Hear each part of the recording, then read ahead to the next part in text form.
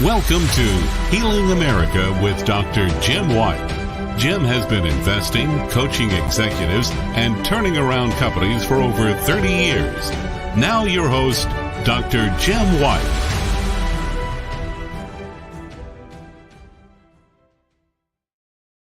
And welcome to Healing America. It is November the 3rd, 2020.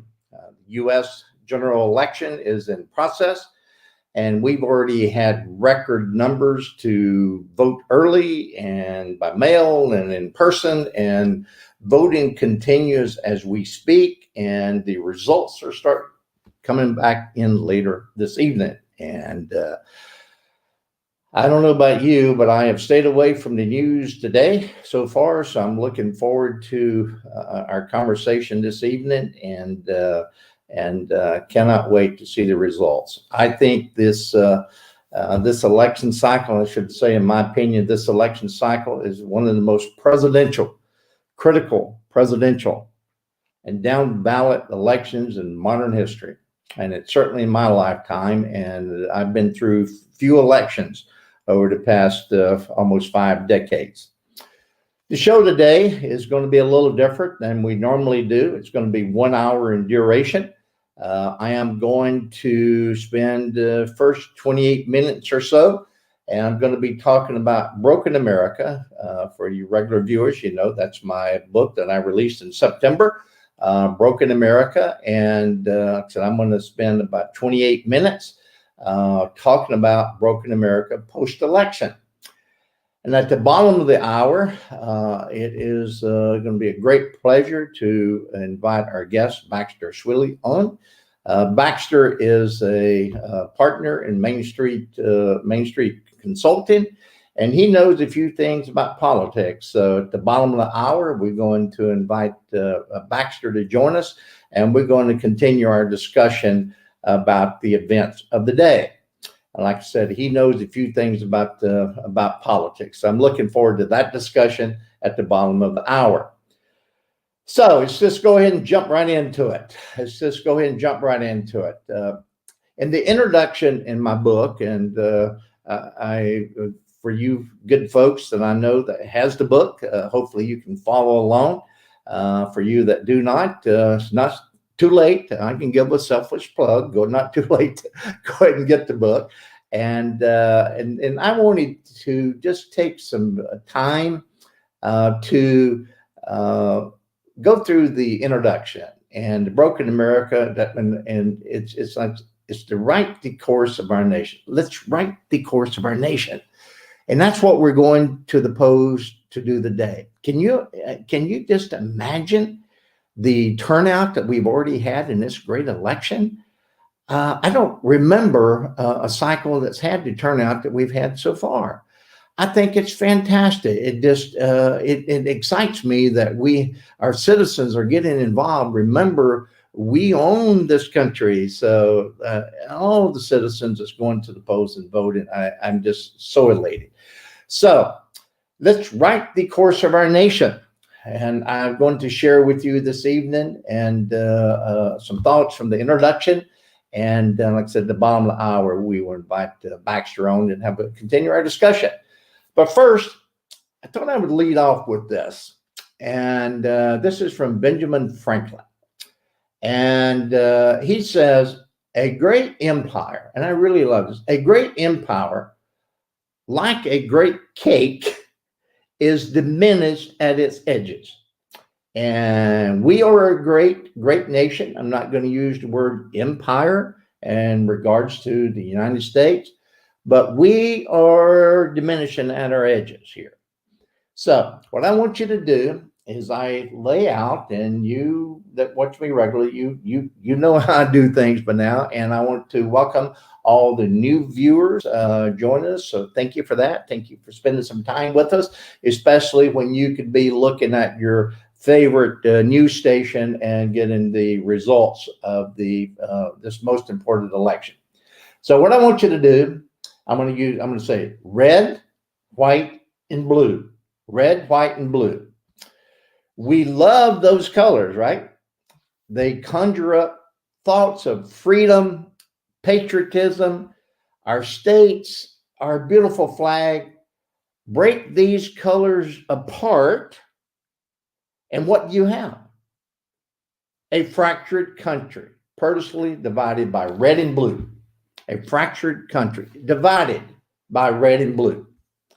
The concept of parties representing groups of people who share specific political ideas dates all the way back to American history in 1787. And the infamous battle, you know it, between the Federalists led by Secretary Alexander Hamilton and anti-Federalists headed by Secretary of State Thomas Jefferson. Well, the musical, if you've had an opportunity to see that, the musical Hamilton, my wife honored me with that in my 70th birthday a couple of years ago. And it's certainly today with COVID, it's now, you can view that. It's a beautiful, beautiful portrayal of our Constitution. So, talk about red, white, and blue. Now let's add to that red, white, black, and blue. Red, white, black, and blue. And you're saying, White, where are you going with this? Hang with me. Today's color-coded state divides are believed to have begun in 1976. A lot of people don't realize that this is how it started, this red and white. How did it get started? 1976, when NBC News anchor John Chancellor announced that states won by Democrat Jimmy Carter would be represented on a map in blue, while those won by Republican incumbent Gerald Ford would be shown in red. The map of the United States on the TV screen was likely intended as an eye-grabbing, immediate way to show which candidate was in the lead and how he arrived there. Well, you're going to be seeing that all night, right? It goes without saying that this worked. And it worked so well, in fact, that the party members on each side thereafter adopted their respective color with pride as a unifying element. That's why they did. 1976. Ever since, and what I say, forever onward, it's been the red team versus the blue team. Either you wear your team's color and jersey to the game or you aren't considered a true fan, right? Where these are colors, a popular way to divide opposing sides. These colors, popular way to divide opposing sides. Each nation around the globe uses a different color scheme, as we know, on their respective flag to encourage unity and patriotism. In some summer camps, color wars break out with kids assigned to competing teams labeled by color. The game of chess, which is really a lightly veiled metaphor for a royal battle, separates black and white, while checkers essentially does the same, but with red and black. Is politics really a game or a sport? By virtue of color association representing a political team, we are already presumed to be in certain principles linked to that party by color association. We become pressured to support the party, no matter what the cause or issue might be. We are cornered into thinking we must always remember which team we are on and serve as that constant cheerleader for it. The other team by default is the enemy and therefore must be defeated on every issue. This is what the color divide has become, the Democrat and the Republicans. I say, hold on there for a minute. If that's true, our friends, our relatives, our neighbors, our co-workers likely don't all wear the same political jersey color, right? Does that mean we are enemies because we don't wear the same jerseys? Political color division split our country further apart every day. And heaven forbid if a Democrat ever votes red or a Republican votes blue, that voter is an evil traitor to the party in these days. Let's right the course of our nation, ladies and gentlemen, and that's what hopefully is going to occur this evening. As I was thinking about the show tonight, and I was just could not help but think about a friend in the East Coast, and I happen to be in the East Coast now. He's in a blue state and happens to be a low-key Democrat. He loves his country just as much as the next person and is proud of the American flag as I am. Many of you know that I'm a Vietnam veteran, just with a disability, one of the more blessed ones, but I love our country. I love our flag. I get goosebumps when I hear the Star Spangled Banner, when I see the flag. I wore my uniform with pride. I loved it. Now, however, my friend admits fear when he sees a pickup truck with a driver wearing a red hat and an American flag blowing beside the windshield. He can't help but believe this fellow is a racist and possibly a white supremacist. But is he right with his stereotype? In the 2020 season premiere of the HBO comedy Curb Your Enthusiasm, the show starred Larry David, as himself, of course, wears a red Make America Great hat in order to avoid having to mingle with people he doesn't like. His tactics works with flying colors. No one in LA wants anything to do with him, and they flee at the sight of him under the hat. It's a hilarious statement on our contemporary culture that something as simple as wearing a hat can invite such divisive reactions. Think about it. And yet, here we are, a nation locked in evenly matched color war, even as we await the results of the U.S. general election. When there is disagreement between the Democrats and the Republicans, most people automatically defer to their color, red or blue. How can we ever right our nation's ship when the enmity on both sides is so powerful and persuasive? To bring up the sports reference again, it would be like asking a New York Yankees fan, navy, blue, and gray pinstripes, right, to root for the Boston Red Sox, bright red, correct? Fans who are brave enough to wear their team's jersey to a game at the opponent's home stadium are frequently subjected to severe vocal, if not physical, abuse. Remember a few years ago, a fan in Dodger Stadium that was beat severely and was paralyzed for life. Some people have been known to get downright hostile, as I would say, towards fans of other teams. And that's just when it comes to a simple baseball game. But is it okay to do the same to a fellow American who wears a different color political hat?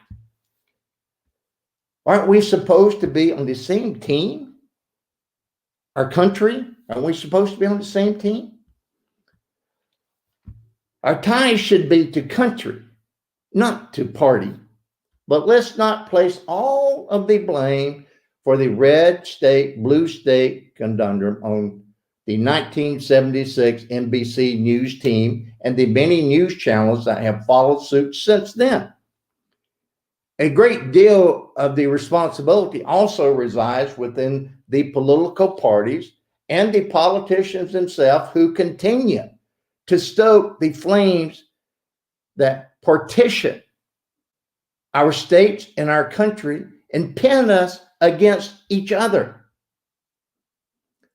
When a politician is elected into office, I don't care if it's in the town, city, county, state, or national level. This individual automatically becomes a civil servant.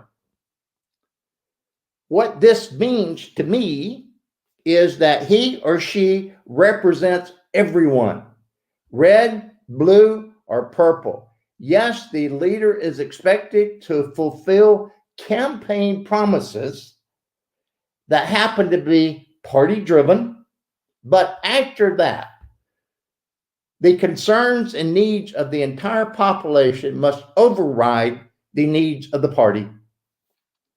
The people in charge must do what is right with upcoming votes in the next election be damned. Otherwise, you have a situation where the losing team gets buried in the ground, all so that a politician can get re-elected. By way of example, we know there are specific government leaders who only wear neckties representing his or her political party. Red for Republicans, blue for Democrats. Aren't all Americans on both parties paying millions in taxes that feed this individual's lifestyle and protect his family? Why would someone want to support a leader who makes it 100% clear from what he displays around his neck that he doesn't have your back?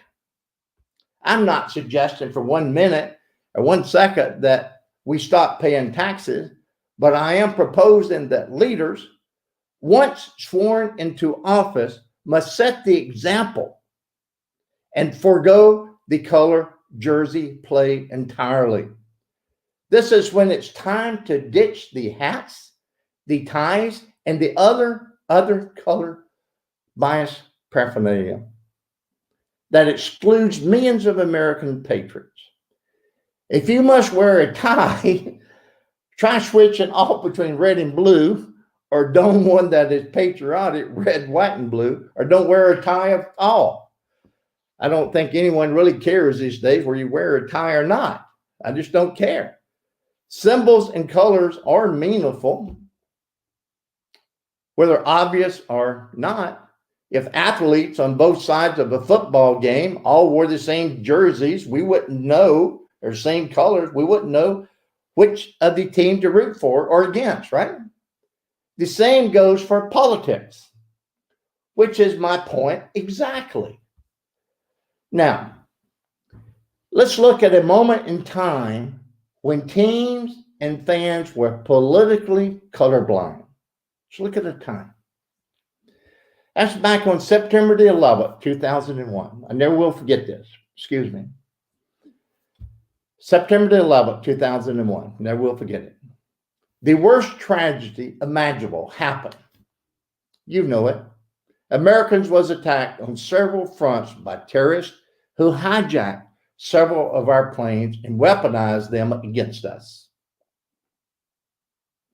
The most vicious attacks came in the form of 2 commandeered airplanes ramming into each of the twin towers of the World Trade Center. Over 2,700 innocent lives were lost, with thousands more injured, including many brave firefighters, officers, and others who went above and beyond to rescue victims.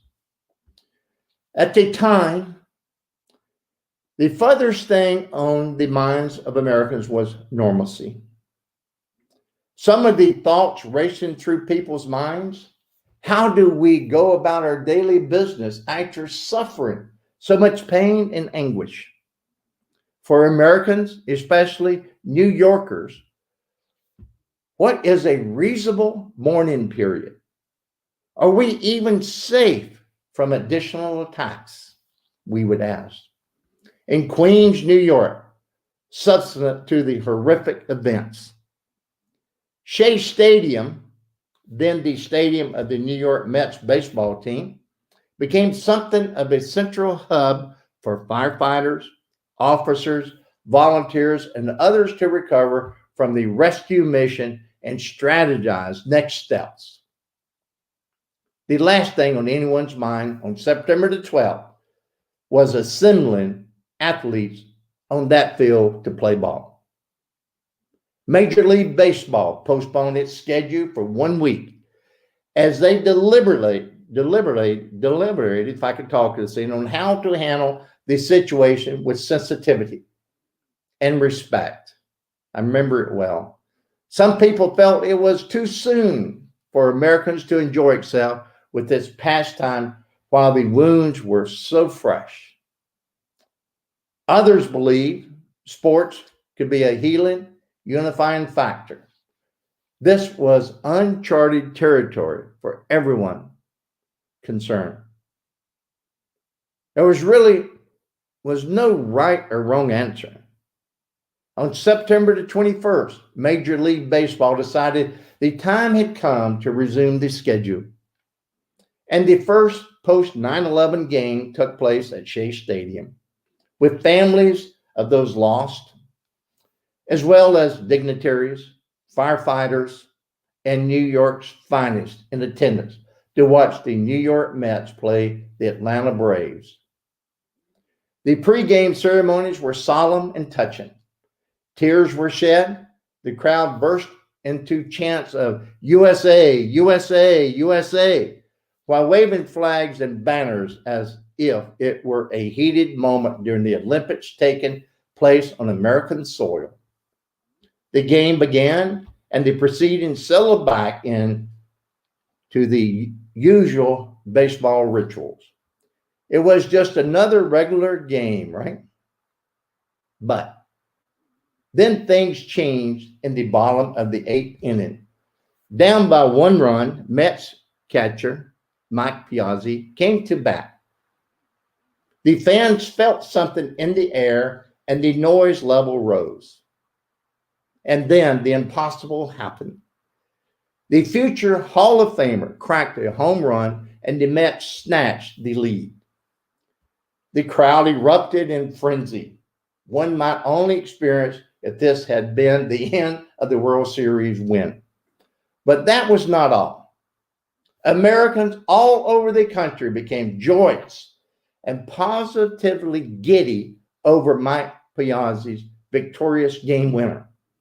People from rural, urban communities all around our nation wholeheartedly embraced the spectacle of what had happened on the baseball diamond in Queens, New York.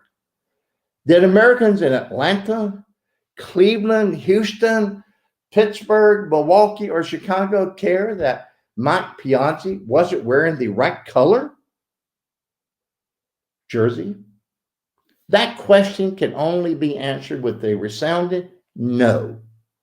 They cheered because America was back. People didn't care which team you rooted for, what political party you belonged to, or which cap you wore. For one fleeting moment, the United States of America was truly united. United. All because of Mike Piazzi's heroic swing. How is it possible something as simple as the crack of a bat can bring such a diverse nation together? In spite of all of our differences, and yet in the years since, we have sadly forgotten the lessons learned from the aftermath of 9/11 and have reverted back to rooting for our political team jersey more than our country. We are polarized to the extreme, and not even a shared love of America's pastime can bring us back from the brink. Friends, we are off course and adrift. This election, as I stated at the outset, in my opinion, is critical. The social issues we face in America are not new. Racial intolerance, religious prejudice, economic imbalance, and ideological extremism have long existed in this country. Much of this seems to have been submerged but it's always been lurking below the surface. Tragic events such as August 2017 Charlottesville car rampage, hate crimes committed on the campus of Syracuse, New York in November 2019, and the anti-Semitic stabbing at the rabbi's home in Muncie, New York in December of 2019 have become all too frequent, as has incidents of mass shootings in schools and public places. Suddenly, the ugly, radical underbelly of America has become unleashed. Americans are hurting fellow Americans far worse than our foreign enemies, and certainly doing more damage to ourselves than any group of immigrants ever have. Is anyone specifically to blame for this? Politicians, the news media, social media, or has the average American turned a blind eye to the polarization because he or she felt the need to overlook such things to help the chosen party win an election, line their pockets, or get certain legislation passed? Painful as it may be, I believe it's time to cast aside all the blame. We need bygones to be bygones. America is off course and far adrift, which means the wounds are fresh and sore. People rightly don't appreciate being called deplorables or any one of the million other slurs that we've heard in recent years. The rhetoric is out of control on both sides, and it needs to stop. Immediately, we are at war with ourselves. While many people are convinced that suggestive political rhetoric is the cause of increasing violence, I'm going to pause and I'm going to just say this. I do not think it's necessary. I don't want to go there right now and state this outright. I don't want to state this outright at this time. Whether true or not, instead, I would like to suggest that childish name calling, cyberbullying, and Twitter venting only pours more salt into existing patriot versus patriot wounds. And we have got to be calm and cautious as the evening progresses. We must respect each other.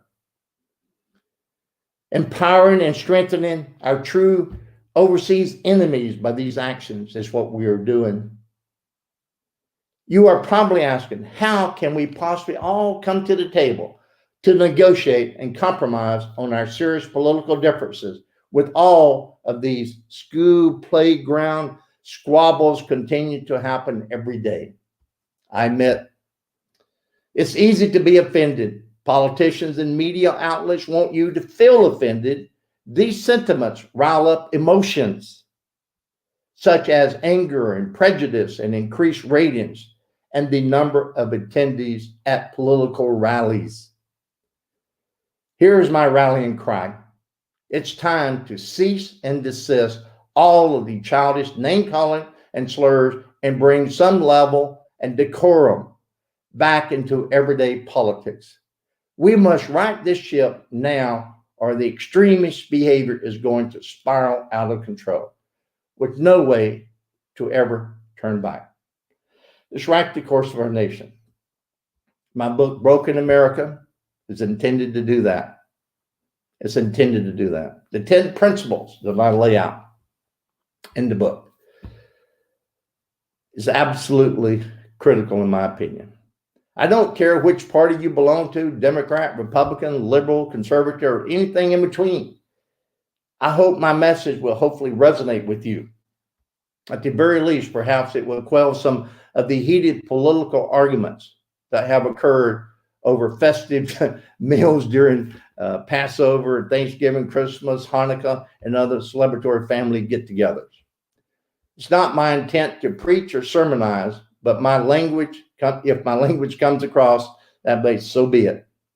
The stakes are too high for us to turn a blind eye and not do something about it. My 10 principles, the vision for the country, leadership, truth-seeking, courage, integrity, tolerance, and equality, respect, patriotism, capitalism and money, and compromise, all have been meticulously selected for this simplicity direct message and universal characteristics. If you don't agree with them, and some will, some won't, I suggest that we take a close look at the Constitution. In fact, I believe that our founding fathers are so relevant today and as important today as the day they were written. To quote John Adams, and before we bring on our guests, always stand on principle, even if you stand alone. We'll be right back after this break. Welcome to Pht Opportunity Fund, a vehicle for you to make strategic ag tech investments in distressed communities called Opportunity Zones. These communities struggle with poverty, unemployment, failing infrastructure, and more. Right now, there are over 30 million people living in thousands of urban and rural opportunity zones from coast to coast. Pht Opportunity Fund targets the most promising investment possibilities in each of these zones for investors like you. Right now, we're redeveloping a 28-acre campus in sunny Salinas, California, the salad bowl of the world. When completed, the Salinas campus will be a cutting-edge pre-cooling and cold storage facility serving growers of the entire region. Cold storage is a tailwind asset class secured by essential need. Through Pht Opportunity Fund, you can reduce taxes on capital gains by up to 10%, and if you hold your investment in the fund for 10 years, any additional gain is tax-free. We deliver predictable, sustainable, long-term value for investors and stakeholders. Earn above-average returns while breathing new life into low-income communities and making a positive social impact. Visit PHTOpportunityFund.com. Baxter Swilley, welcome to the show, my friend. How are you? We have an audio issue there.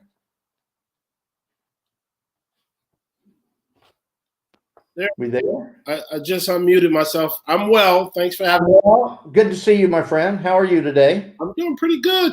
I'm a little anxious, but I'm doing pretty good. A little anxious? Why would we be anxious? There's something going on in the world that was going to make us all as anxious. We got to be calm and cool, like that. Well, it's certainly good to see you, my friend. Good to see you. We tried and we chatted a little bit offline, So tell us a little bit more about you. Your bio just goes from days and days and days. So you're not new to politics, my friend. You got over 20 years in politics and you're consulting. If you don't mind, share a little bit about your background and let's just talk about a little politics since this is the big day in America. So tell us a little bit more about you, sir. Well, I studied political science at Truman State University in Kirksville, Missouri.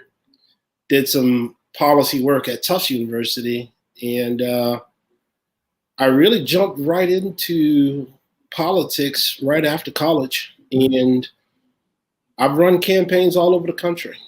I've run, at the beginning of my career, I did mostly congressional races, all for Democratic candidates. But these days, I do consider myself a true independent. I've done some policy work, and most of my work now is in Chicago, Illinois, Cook County. So, I do a lot of political writing, and, Chicago is a very happening scene for campaigns and politics. So it's been a very, very interesting time. It is. Chicago is definitely that. So here we are, November the 3rd. You and I are blessed to share some time together while people are finishing and they're voting, and we're going to start at the end of the night or maybe over the next 2 or 3 days. And I encourage everyone to be a little patient here because it's going to take some time to all sort out, and especially regardless of what the outcome of this election is. Man, we got to be calm. We got to respect each other. What's your thoughts? I agree. This is a real time for civil public discourse, because the reason for that, not just because people need to be nice to one another. I think the reason for that is because when you have civil debate, somehow the truth prevails, and you start to really get down to the facts, and you get to a place where the rubber meets the road and people can really hear the information they need in order to make life decisions. It's not just about who to vote for, but where to live and, how to raise your family. All of these things are really important. It requires the village, the public village, to come together, share information with one another. And it's just so hard to do when our politics is so divisive. I appreciate all the comments that you were making before I came on. If no one is calling for civil, strategic, open, public debate, then we really are on a downward slope. Yeah, we are. When was the last? Well, I should say, what year was the last campaign that you ran? Because we were talking before we went on air, and every time I talk about Barack Obama, I get giddy because I just think he's just a phenomenon. So you have some experience with him, right? I do. I do. Early in my career, one of the first and most memorable assignments I received was working for Congresswoman Jan Schakowsky. I was her political director for 2 years. And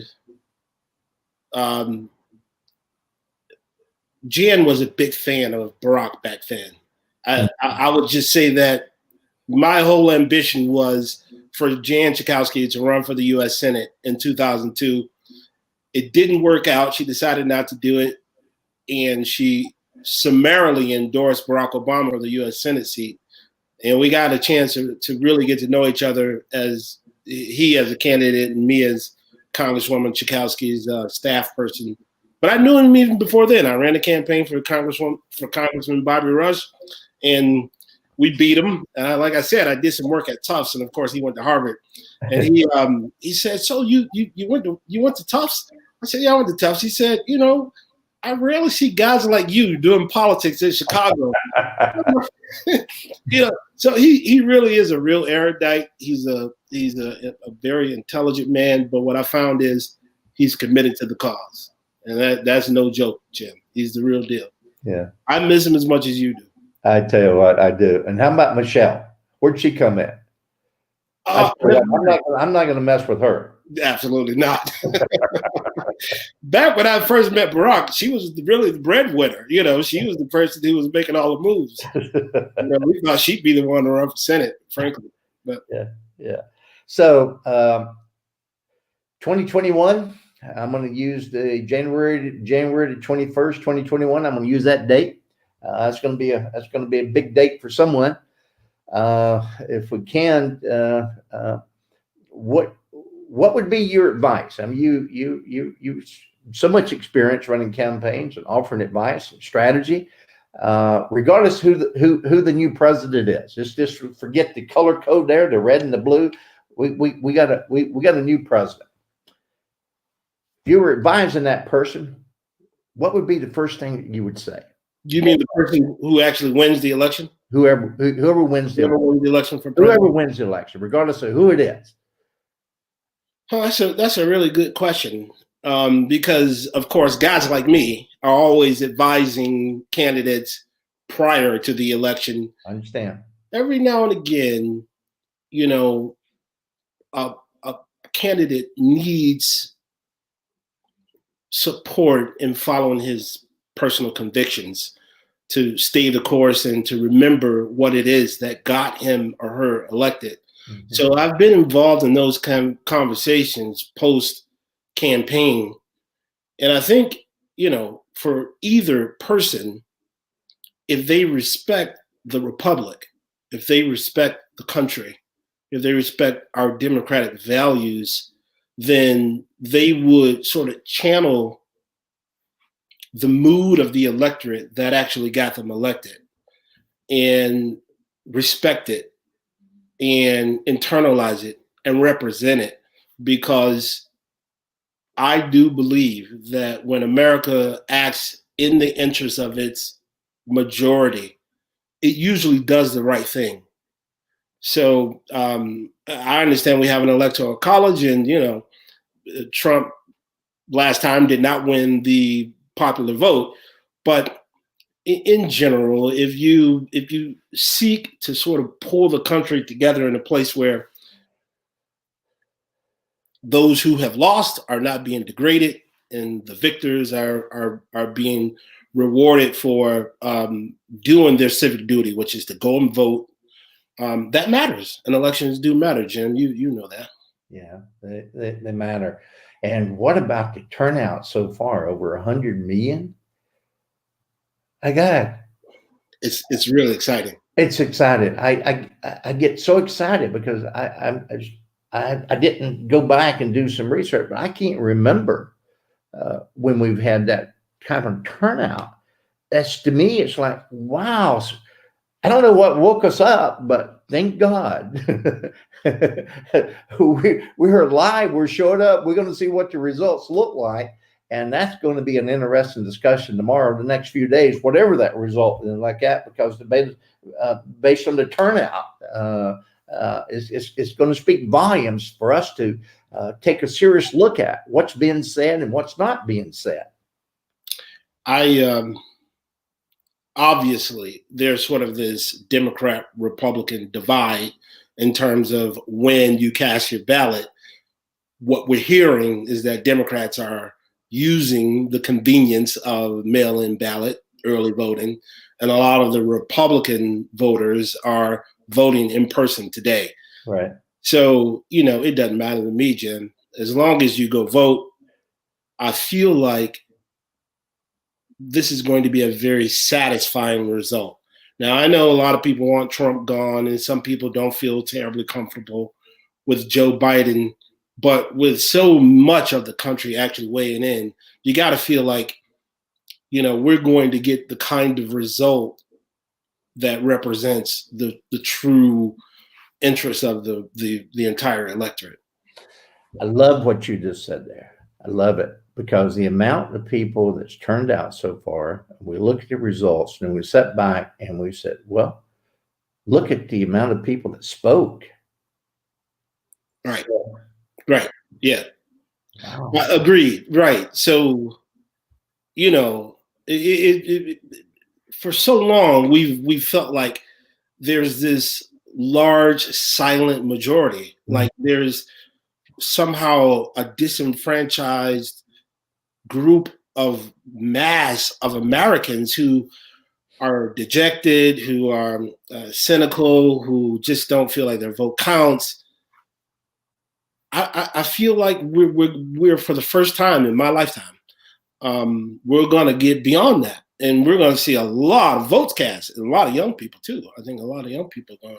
Yeah, that's exciting about the young people. I'm the proud father of two wonderful sons, and they are my best friends, and they're just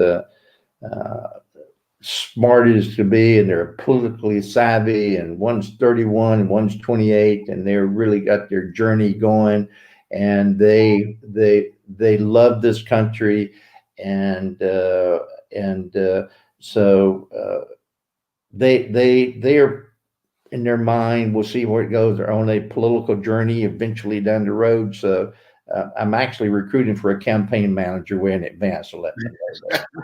Hey, listen, I'm always available for, if the apple doesn't fall too far from the tree, I'm sure they'll be pretty good candidates. So I'm recruiting before, and they're probably going to say, Dad, be quiet. What are you talking about? But they're so in tune in the political environment, and they're fantastic. Well, I'm going to throw a few things out here, and these are big things. And I was making a note before we started the show, and I was sitting here, and I just started just writing. There's no right or wrong here, and I just wrote to myself, the biggest issues in America. And this is Jim's, right? And I said, I wrote down conservatism versus progressivism. I said, that's a big issue in the United States. And then I wrote down healthcare.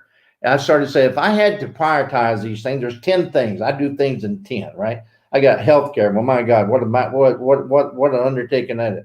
Immigration, religious freedoms, marriage, education. I think our whole education, environment, spending, the debt, all of the welfare and poverty and election integrity. All these are big things, right? I mean, huge, huge things. But I think they're real things that are so big. Then I look at our national debt, $27 trillion, Baxter. $27 trillion.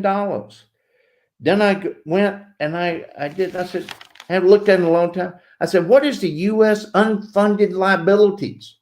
Unfunded liabilities, $155 trillion. That's Social Security, Medicare Part A and B, and the federal debt, federal employees, and veterans benefit. Unfunded, $155 trillion. Whoa, we got a problem, right? Huge problems. Then we got COVID-19 and the economy, and we go on and on. And I lay all that out there is, I mean, huge problem. So I like what we're talking about. You, as a strategist, you have to campaigns get elected. But what I also liked about it, I'd like to see you and your colleagues after the campaign is to kind of hang on after the fact and be the conscience, so to speak, of the person that may have won the election. You do the strategy to get into office, then sometimes we get in office and we forget what we decided we're going to do once we get there, and everything changes. Does that make sense? Anything I'm saying makes sense? Yeah. I know stuff I threw out there. Yeah. Well, you're barking up the right tree, and I think your comments harken back to what I said earlier about having to help a candidate really understand what is inside. It sounds easy, but you know, when you get elected to Congress, Senate, President, I've never gotten a president elected. But when you get there, you know, it's still early. It's still early. Thank you. I hope to do it. But you know, so listen, I'll give you an example, Jim. When I first came back to Chicago after running campaigns across the country, and I was running campaigns for city council, alderman. I mean, I don't know your viewership where they are, but those are big races in Chicago. Yeah, they are. Huge races. Getting elected to the Chicago City Council is kind of a big deal. Yeah. Chicago had pension liabilities that are unmatched across the country. It was so it was and is so bad. But we couldn't have conversations about that because voters hadn't caught up. They weren't quite advanced enough. The electorate wasn't moving at the speed of the policy that the council was putting out. So for a long time, we were not really in a position to talk about pension liabilities because people didn't understand it. And that's not good politics. You know, when you're sort of talking, I will tell you today, Jim, Chicago voters understand our pension liabilities, firefighters, police officers, and the conversation is very different. And I think the same thing has begun to happen nationwide. I think that finally the electorate has become more advanced, more sophisticated. People understand their own self-interest really well, and they're looking at the deficit. They're looking at the spending. They're looking at all of the disparities, and they're making conscious decisions about their life, their family's life, their financial future. And we are ready for the conversation that you just broached. The liabilities, the unfunded liabilities, the national deficit. You have an economy that's roaring prior to the pandemic, but the income disparities, the wealth gap is widening Yeah. as the country is more prosperous. So the question has always been, how are we going to do what's right for the most amount of people in this country so that we can all enjoy the promise of what America is? And it's just not, it's not an easy political decision to make. It requires political courage. But it is an easy policy decision to make because the solutions are really, really clear. Yeah. Yeah. I love those distinctions. When we were off air, I was joking about making trouble, and you said something to the extent good trouble, like John Lewis, right? And having grown up in that era, because I'm 72. You look good, Jim. You look good, man. Going on 28, 72 going on 28. How's that? I'm just getting started, Baxter. I see. We got a lot to do. We're just getting started. And I remember, I was in Vietnam in 1968, and 68 was another challenging period in our history, right?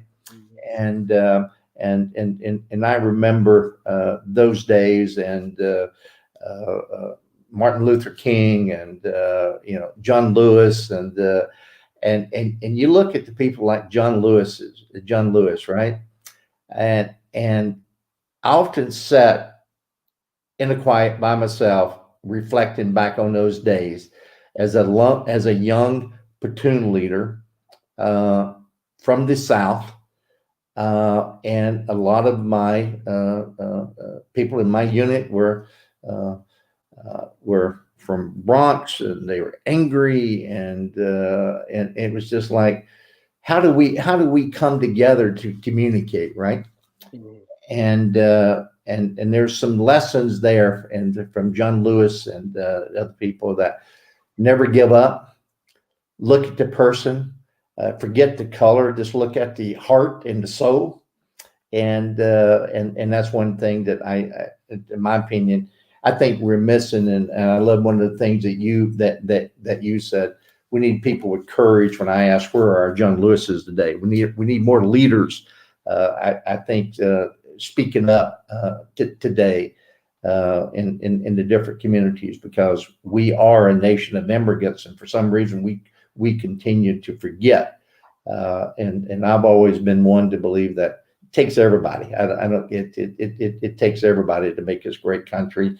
And I'm hopeful that when we wake up tomorrow, and I hope the country is taking a deep breath, and we honor the voices of the people and respect it. And this we just have time in history, regardless of what it is. I think it's probably one of the most critical times that we've had in modern history. This particular election, with the turnout we got, the nation is going to tell us something, and it depends on what that's going to be. What's next for you, sir? Well, I'll always consult on campaigns. I do a lot of equity work here in Evanston. Evanston, as you know, is one of the first in the country to pass a reparations ordinance for descendants of African descendants of slaves. Yeah. And so we're dealing with that here. I'm on the reparations subcommittee. So I stay in the fight, Jim. I never leave the field. I'm always in the battle. You ran a campaign in Mississippi, didn't you? I did. The first Black mayor of Jackson, Mississippi. Yeah. Yeah, those were really interesting times. Harvey Johnson. Yeah. A really, really talented man who's no longer down there, but he was the first. And I worked with Medgar Evans' widow, his family. Many people who marched and worked with Dr. King. it was a transformative experience for me. Yeah. I think I was all of 24, 25 when I ran that race. It was the first campaign I ever managed. So, those sorts of experiences, like I'm sure some experiences you had in the military and all of the business experience that you have sort of shape your worldview. And I think when I look back at guys like John Lewis and others who fought and suffered for the enfranchisement so that all people could vote, to have a sitting president threaten to not honor the results of a democratic election is probably one of the most serious threats to the enfranchisement of Black people in this country that I've seen since I started doing this work. So it's very disturbing, to be able to vote. It was kind of like the equalizer. One man, one vote. Didn't matter your color. You go in that booth and no one could tell you how to vote. It's a secret ballot, and you exercise the power that is given to you by this magnificent republic that we all live in. And for a person to say that I may or may not honor the results of those ballots that are being cast, that is really scary. It is. I would have loved to have had our current president in my platoon when I was in Vietnam. I'd love to have had him there. But you're being facetious. I am being very facetious. Absolutely. I'd love for him to be there because as a veteran, the way he talks about veterans is where I'm going with that, and the disrespect and like that. So yes, I am being facetious, but at the same time, I make no bones about it. I hope we end up with a resounding message to number 45 that you're no longer wanted, and you go away. Even though I'm like you, I'm more right in the center. I'm in the center. I'm not, one side. And is Biden the answer to everything? I don't think so. Is he right for right now? I think he probably is. And the excitement behind that is Senator Harris. I think that's bringing some. There's some great excitement, I think, underlying there. So I think we got some great things, and that's the reason I think we need to take a pause, send number 45 away, bring Biden on, do what you're going to do, get the rest of it, and it is a sea change. Take a breath, and now we're coming, right? Mm-hmm, mm-hmm. Hey, man, I can listen to you talk all night. You're getting me excited. I appreciate that. These days I don't find much excitement in politics. Been doing it a long time now, but this is really an exciting time. I appreciate your enthusiasm, Jim. Yeah, and I appreciate you. So we got about a minute left. I tell you what, you've been a pleasure. I would love to. I could talk to you for days and days and days, and I'd certainly like to set up down the road. Got some ideas that we could share, and I'm so glad that you hung in there and came back and be with us tonight. And so I know there's people going to want to know more about you and what you're doing. So how can they get in touch with you? My email, which I guess is on the screen. On the screen here. Yeah. I no longer have a website, but I think I'll probably get back to that. You can find me on Facebook. I don't do much there. I'm a private citizen. I don't do much publicly. So anybody wants to get a hold of me can email me. Yeah. Okay. It's on the screen here, and I get that. So you have been a pleasure, sir. Nice to meet you. I love your work. Thank you for spending some time with us this evening, and just stay in touch. Yeah, I appreciate it. Thank you. I enjoyed it. Thank you. All right, ladies and gentlemen. Baxter Swilley, what a pleasure! What a pleasure is. I love the work he's doing, and next week we're gonna be back and continue our discussion. And I want to thank everybody for tuning in and for supporting us. And until next week, this is Jim White saying good night. Thank you for your participation and interest in Healing America with Dr. Jim White. To stay in touch with Jim, go to www.healingamericawithdrjimwhite.com.